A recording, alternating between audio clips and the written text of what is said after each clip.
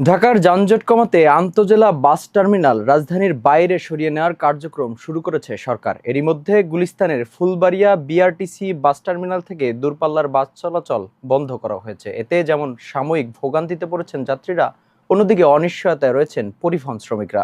বিথি আক্তারের পাঠানো তথ্যচিত্রে বিস্তারিত জানাচ্ছেন রাজিয়া সুলতানা কেয়া। রাজধানীর যানজট নিরসনে আন্তজেলা বাস টার্মিনাল স্থানান্তরের কার্যক্রম শুরু হয়েছে। প্রথম ধাপে গুলিস্তানের ফুলবাড়িয়া বিআরটিসি বাস টার্মিনাল থেকে দূরপাল্লার সব বাস চলাচল বন্ধ করে দেওয়া হয়েছে। সরজমিনে দেখা যায় এক সময়ের ব্যস্ত টার্মিনালটি এখন প্রায় বাস শূন্য। তবে অনেক যাত্রী বিষয়টি না জেনেই সেখানে এসে পড়েছেন। পরে কাউন্টার থেকে তাদের সায়দাবাদ ও ধোলাইপাড়ে পাঠিয়ে সংশ্লিষ্ট বাসে উঠিয়ে দেওয়া হচ্ছে। এতে অতিরিক্ত সময় ব্যয় হচ্ছে, বাড়ছে ভোগান্তিও। যদিও অনেক যাত্রীর মতে রাজধানীর ভেতর থেকে বাস টার্মিনাল সরিয়ে নেওয়ার এই উদ্যোগ দীর্ঘমেয়াদী যানজট কমাতে ইতিবাচক ভূমিকা রাখবে। সদরঘাট রুটে চলাচলকারী নগর পরিবহনের চালকদের ভাষ্য, ফুলবাড়িয়া টার্মিনাল সরিয়ে নেওয়ার পর ওই এলাকায় যানজট আগের তুলনায় অনেকটাই কমেছে। এটাও সুবিধা যে একবার লোক হলে ওই জায়গাটা নিয়ে সুন্দরভাবে ছেড়ে দিল, যে আমাদের এনতে নিয়ে ফাঁকা জায়গা নিয়ে সুন্দর করে উঠে দিল। এটাও এক হিসেবে খারাপ না, ভালো না। এটাই থাকুক, যেটা আপনার করেছেন নিয়ম, ওইখানে গাড়ি এটাই থাকুক, এটাই ভালো হয় মনে হয় আমার।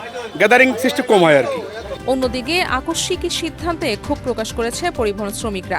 তাদের আশঙ্কা, টার্মিনাল স্থানান্তরের ফলে অনেক শ্রমিক কর্মসংস্থান হারাতে পারেন।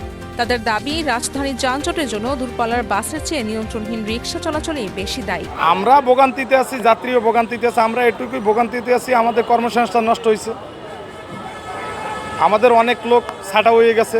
কারণ পরিবহন যদি না চলে, পরিবহন মালিকেরা তো কোনো কেউ রাখবো না এই জায়গায়, শুধু শুধু বসাইয়ে তো আর বেতন দেবে না। সরকারের পরিকল্পনা অনুযায়ী সায়দাবাদ ও যাত্রাবাড়ি বাস টার্মিনাল স্থানান্তর করা হবে কাশলায়।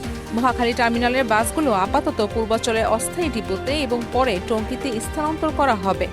গাবতলীর টার্মিনাল যাবে সাভারের হেমায়েতপুরে, আর ফুলবাড়িয়া বিআরটিসি টার্মিনালের স্থায়ী ঠিকানা হবে কেরানীগঞ্জ। রাজধানীর যানজট কমানোর লক্ষ্য নিয়ে শুরু হওয়া এই উদ্যোগে প্রথম ধাপে কিছুটা ভোগান্তি থাকলেও দীর্ঘমেয়াদী সুফল মিলবে বলে আশা সরকারের। তবে যাত্রী সেবা নির্বিঘ্ন রাখা এবং ক্ষতিগ্রস্ত শ্রমিকদের পুনর্বাসনের বিষয়টি সমান গুরুত্ব দিয়ে দেখার দাবি জানিয়েছে সংশ্লিষ্টরা। রাজিয়া সুলতানা কেয়া, প্রাইম নিউজ।